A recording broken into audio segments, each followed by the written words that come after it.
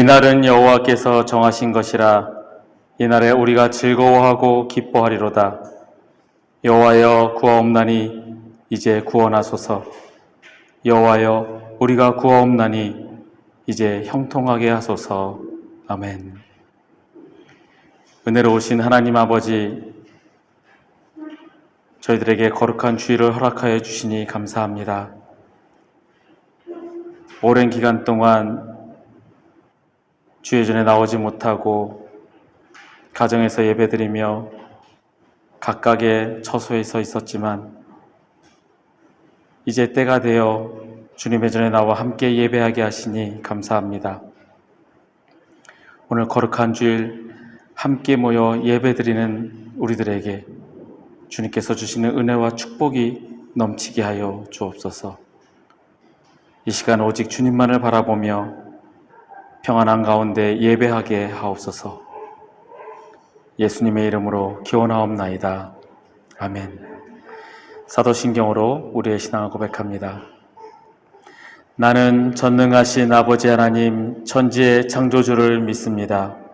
나는 그의 유일하신 아들 우리 주 예수 그리스도를 믿습니다.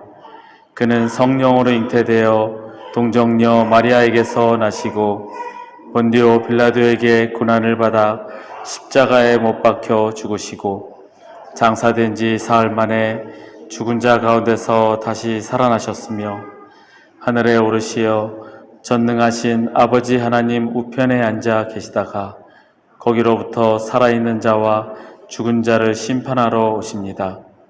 나는 성령을 믿으며 거룩한 공교회와 성도의 교제와 죄를 용서받는 것과 몸의 부활과 영생을 믿습니다. 아멘.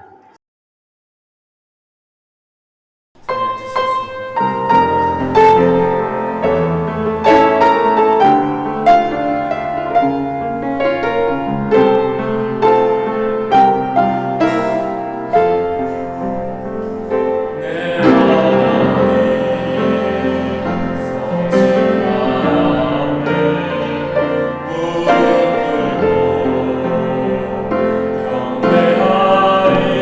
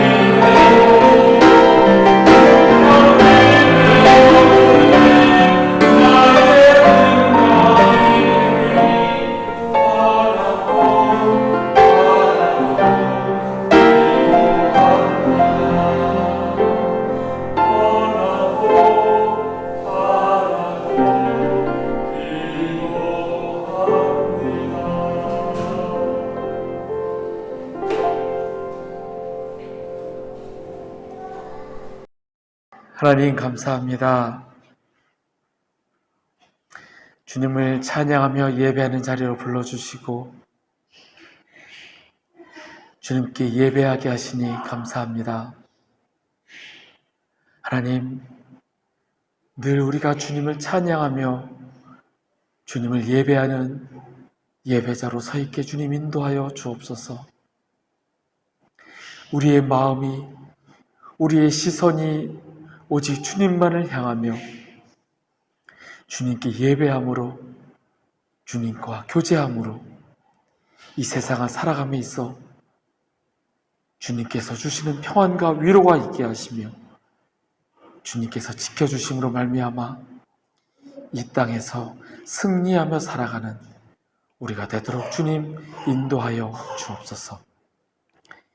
이 자리에 모여 함께 예배하는 자들을 주님 축복하여 주시고 우리들의 삶을 주님 간섭하여 주시고 인도하여 주옵소서. 감사드리며 예수님의 이름으로 기도하옵나이다. 아멘.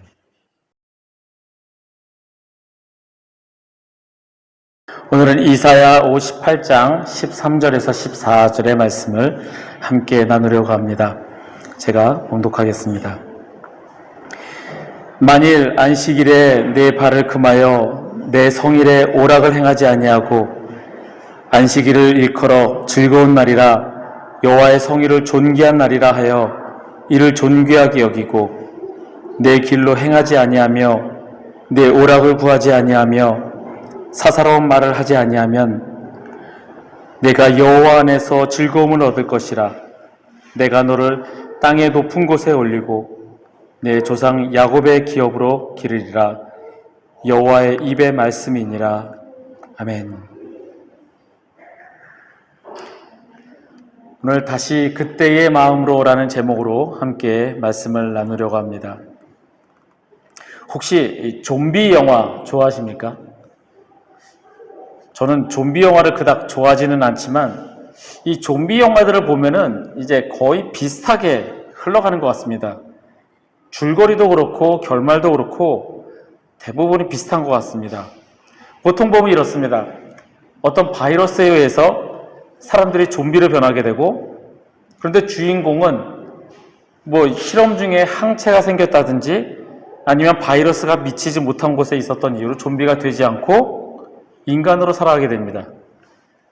그래서 주인공은 좀비들과 싸우며 혹시 자신과 같이 바이러스에 감염되지 않은 사람이 있는가 그 사람들을 찾으며 나아갑니다.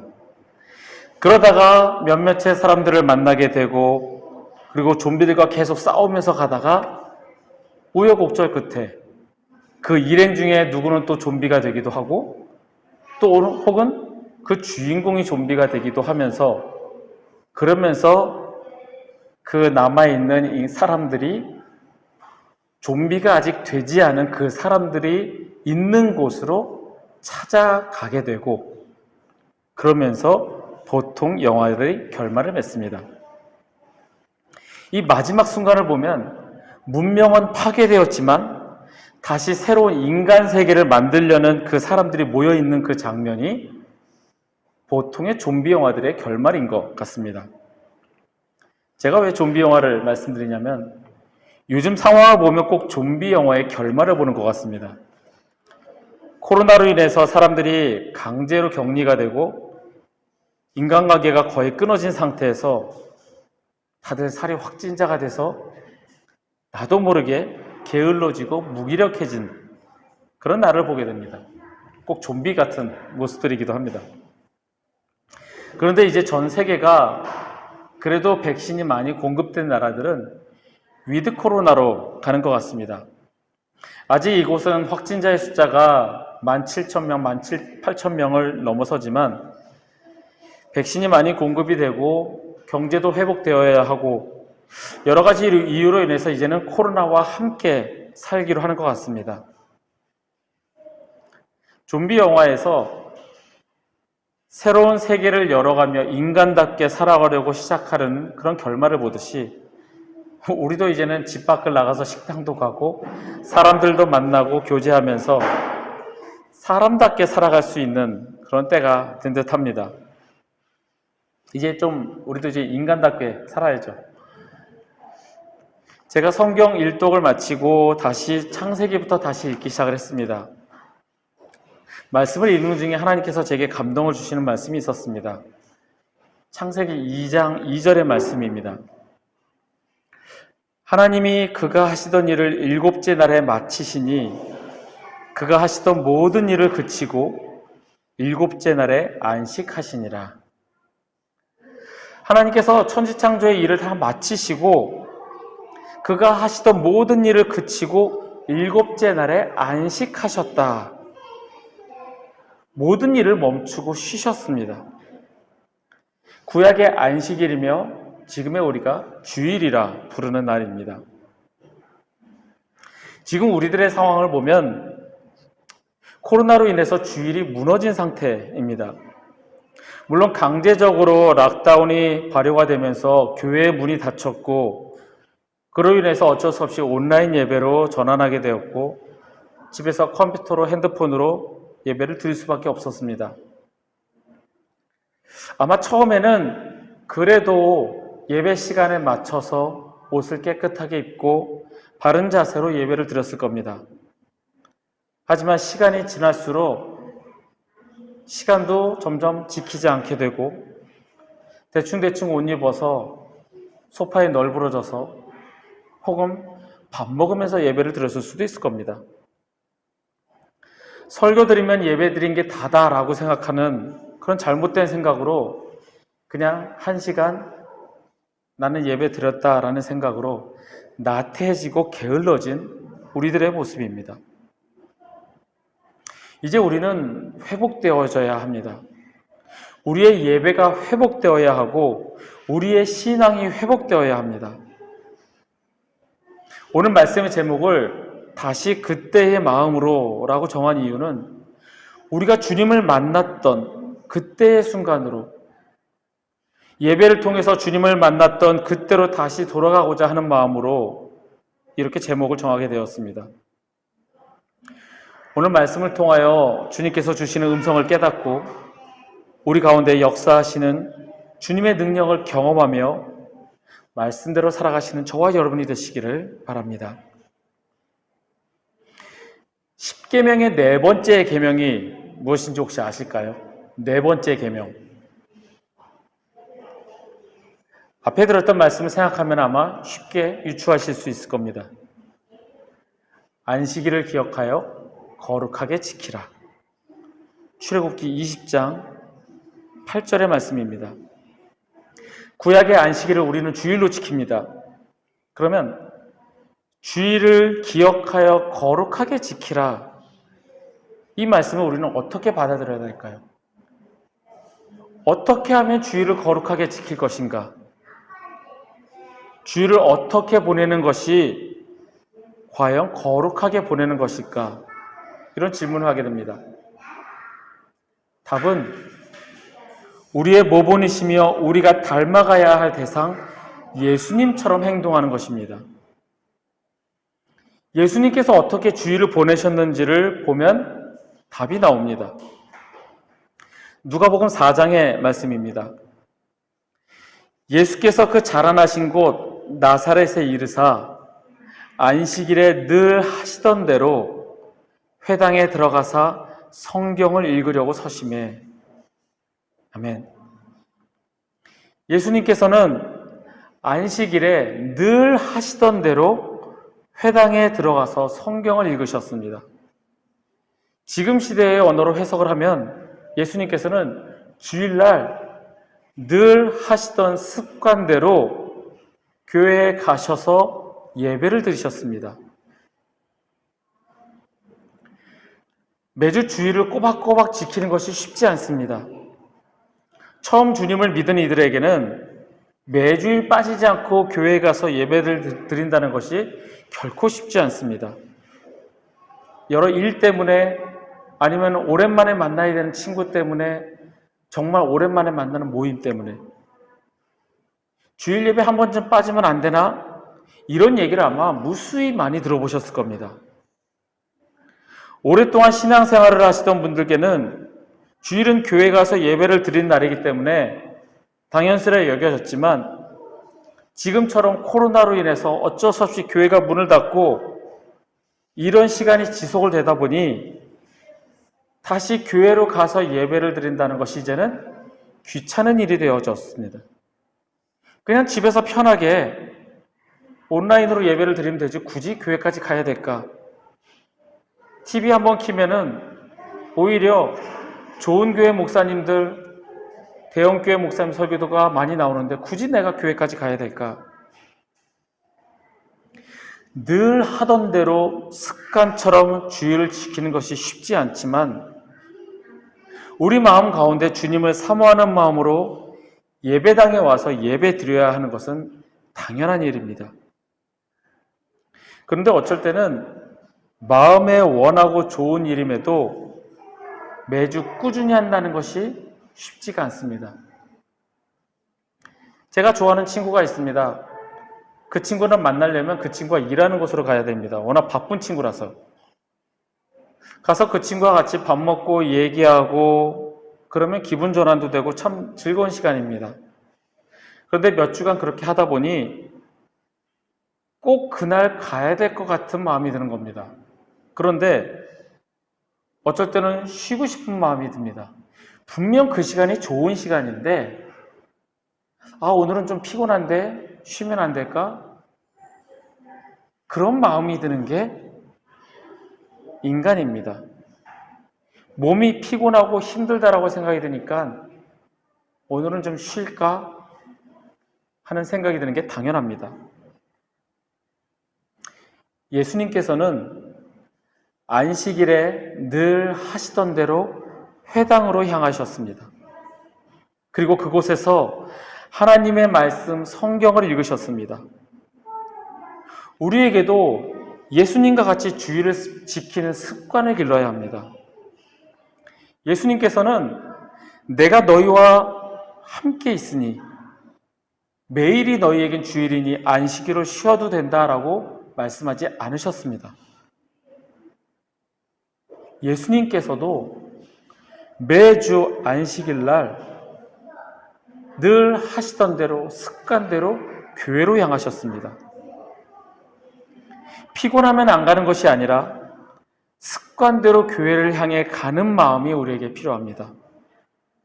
다른 생각할 필요 없이 주일은 습관대로 주님 전에 나가서 예배 드리는 날, 이런 습관이 우리에게 있기를 바랍니다. 뭔가 내가 주님께 요구할 것이 있어서 아니면 내가 주님께 칭찬받기 위해서 그래서 가는 것이 아니라 습관대로 주의를 지키시는 저와 여러분이 되기를 원합니다. 단순한 우리의 마음을 주님께서는 기뻐하십니다. 단순하게 습관대로 주의 전에 나가 예배를 드리시기를 바랍니다. 그리고 예수님께서는 주일날 교회에 가셔서 성경을 읽으셨습니다. 성경을 읽으시며 하나님의 말씀을 듣고 하나님과 교제의 시간을 가지셨습니다. 많은 사람들이 예배를 설교라고 동일시하는 것 같습니다. 그래서 예배에서 가장 중요한 부분은 설교다라고 생각하는 것 같습니다. 그러면서 예배를 드리면서 오늘은 목사님의 설교가 괜찮았네, 아니면 별로였네, 맨날 하던 말 또 하네, 이러면서 평가를 하기도 합니다. 아마 그런 생각이 드신다면 경험이 있으신 분들일 겁니다. 하지만 예배는 설교가 다가 아니라 그 순서 모두가 예배 전체가 중요합니다. 찬양과 기도, 말씀, 이 모든 순서가 다 중요합니다. 저는 말씀을 준비하면서 제가 은혜를 받습니다. 오해하지 마십시오. 제가 설교를 기가 막히게 훌륭하게 잘해서가 아니라 말씀을 준비하면서 하나님의 음성에 제가 은혜를 받습니다. 앞에서도 말씀드렸지만 하나님께서 하시던 일을 다 마치시고 안식일날 쉬셨다라는 그 단순한 그 문장 하나에서 우리는 많은 것을 깨우치게 됩니다. 말씀을 읽으면서 그리고 말씀을 준비하면서 뭔가 새로운 말씀을 찾아내서 듣는 이로 하여금 그렇구나. 저 말씀에서 저런 게 나오네. 탄성이 나오게끔 뭔가 새로운 게 없을까 골몰하는 게 아니라 내가 어떻게 하면 성도들을 깨우치게 할까, 가르치게 할까, 그렇게 하는 것이 아니라 단순하게 말씀을 읽으면서 제가 깨달은 것을 여러분과 저는 함께 나누기를 원합니다. 그리고 그 나누는 것보다 더 중요한 것은 그 말씀을 듣고 그 말씀대로 살아가는가입니다. 말씀 따로 삶 따로라면 그리스도인이라 할 수 없기 때문입니다. 그래서 저는 늘 말씀을 준비하면서 그 말씀이 나에게 해당이 되고 나의 부족함이 느껴지고 그렇기 때문에 그 말씀을 전하며 그 말씀대로 살아가려고 발버둥을 치는 겁니다. 우리가 말씀을 듣고 그 말씀대로 살아가고자 하는 마음이 우리에게 있을 때 우리는 그리스도인의 삶을 살아갈 수가 있습니다. 그리고 찬양은 정말 중요합니다. 주님을 경배하며 주님께 드리는 찬양을 부를 때마다 주님의 사랑과 은혜가 느껴지고 감사만이 내 마음에 넘칩니다. 그리고 찬양을 하며 회개 기도를 하고 죄로 가득한 나임에도 나를 택하시고 부르신 그 하나님의 은혜와 사랑에 감사하며 눈물을 흘리기도 합니다. 제가 이런 이야기를 합니다. 찬양을 충분히 드리고 설교하는 것과 그냥 설교하는 것이 정말 다르다고요. 모든 것이 다릅니다. 제 마음도 다르고 모든 것, 이 안에 기운이라고 하면 좀 그럴까요? 영적인 기운, 모든 게 다릅니다. 예전에 예배 시간에 제가 설교를 녹화하였는데 집에 와서 설교를 편집하려고 보니 음성이 녹음이 안 됐습니다. 음성이 녹음이 하나도 안 돼서 다시 설교를 녹화해야 했습니다. 그래서 그 다음날 주섬주섬 마이크, 핸드폰 챙겨서 가지고 와서 혼자서 세팅하고 다시 설교를 하며 녹화를 하였습니다. 물론 와서 기도하고 설교를 하는데 제 마음이 그 전날과 완전히 다름을 느꼈습니다. 찬양으로 충분히 은혜 받고 찬양으로 하나님이 함께 하심을 믿고 그 마음으로 설교를 하는 것과 자리에 와서 간단하게 기도하고 설교하는 것이 전혀 다름을 느끼게 됩니다. 찬양을 하며 주님께 내 마음을 드리고 말씀을 전할 때는 주님께서 주시는 감동이 있기 때문에 그 말씀이 다르고 전하는 자나 듣는 자나 그게 달라지는 겁니다. 기도 마찬가지로 기도는 찬양과 같습니다.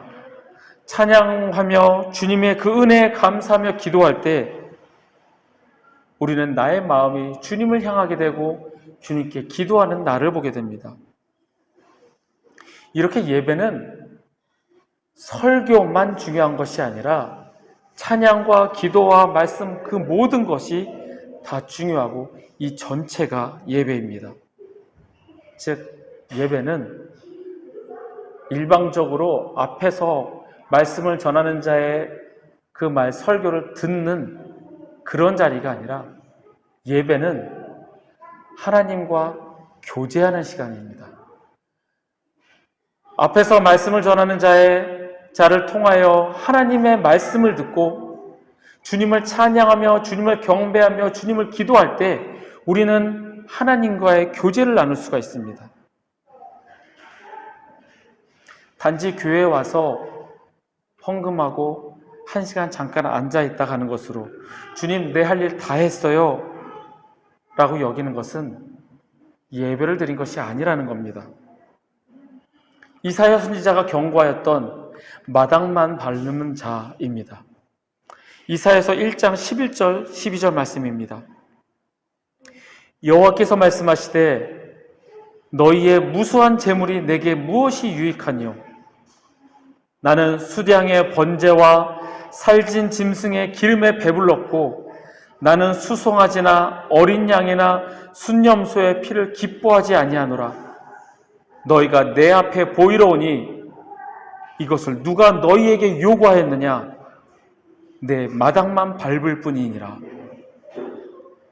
너희가 아무리 그 많은 재산, 재물, 모든 것을 가지고 이 자리에 왔다 하더라도 내가 그것을 너에게 요구하였느냐? 단지 그것만 가지고 이 앞에 온 너희들은 마당만 밟는 자이라 하나님께서 말씀하십니다.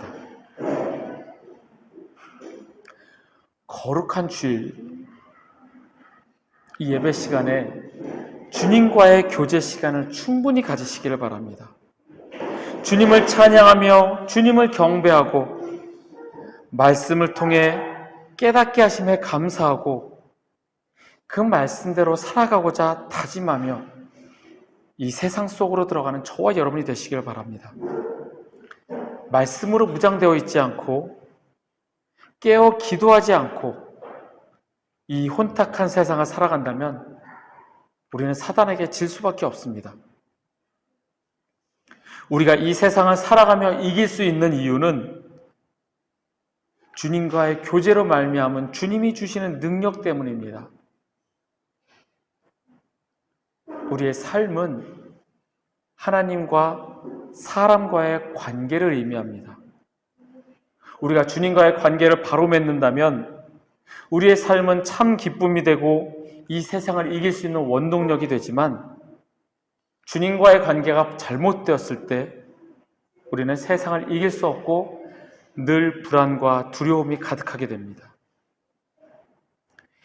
예배를 통해 주님과의 깊은 교제의 관계를 맺을 때 찬양하며 주님의 사랑을 느끼고 말씀을 듣고 그 말씀대로 그리스도를 따를 때 우리의 삶은 평안하며 기쁨이 넘칩니다. 바로 좋은 삶이 됩니다. 마지막으로 예배를 꼭 교회에 와서 드려야 하나, 온라인으로 드려도 되지 않나 생각하시는 분들도 있을 겁니다. 사정이 여의치 않아서 정말 어쩔 수 없어서 온라인으로 드려야 한다면 그렇게라도 드리는 것을 주님께서는 기쁘시게 받으실 것입니다. 제가 예전에 대학생 때 한창 예전단 집회를 다녔던 적이 있습니다. 그 집회를 갈 때마다 왜 그렇게 눈물이 나고 은혜를 받는지 시험을 앞두고 있어서 공부에 집중해야 하는 때인데 그래도 그 시간을 놓치고 싶지 않아서 몇 시간을 걸려서 그 시간을 통하여 주님을 찬양하며 주님을 예배했던 기억이 있습니다. 왜 그 집회만 가면 그럴까? 그런 의문점을 한번 가지게 되었습니다. 어느 날 제가 시간이 좀 여유가 있어서 일찍 교회에 도착하게 되었습니다. 1시간 정도 일찍 도착했는데 예배당 안에 들어갔더니 그 집회를 인도하는 모든 스태프들이 강단에 모여서 무릎 꿇고 기도하는 모습을 저는 보았습니다. 그 집회에서 건반을 담당했던 제 친구가 모든 스태프들이 아침부터 와서 준비하고 연습하고 리허설하고 그리고 집회가 시작되기 전 2-3시간 전부터 기도한다라는 얘기를 들었습니다. 거기서 제가 얻은 결론은 저렇게 기도함으로 예배를 준비하고 예배를 드리니 그 예배가 성령님께서 역사하신 예배가 안 될 수가 없는 거였습니다. 성도들이 모여서 함께 그 자리에 모여서 기도함으로 예배를 드릴 때 주님께서 그 예배에 역사하십니다. 그리고 그 예배를 주님께서는 받으십니다. 지금 이 자리가 성령님께서 역사하심으로 주님께 기쁘게 예배드리는 자리가 되기를 원합니다.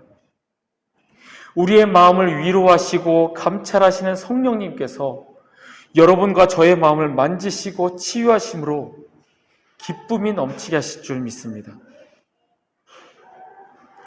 아직 코로나 확진자의 숫자가 많이 줄지는 않지만 이제 위드 코로나의 시대로 접어드는 때입니다. 다시 시작하는 마음으로 주님을 예배하며 주님을 만났던 그때의 마음으로 돌아가시는 저와 여러분이 되기를 원합니다. 바로 예배를 통해서 가능합니다. 함께 모여 주님을 예배하고 찬양할 때 우리는 회복되어질 것입니다. 예배를 통하여 우리의 삶을 드리길 바랍니다.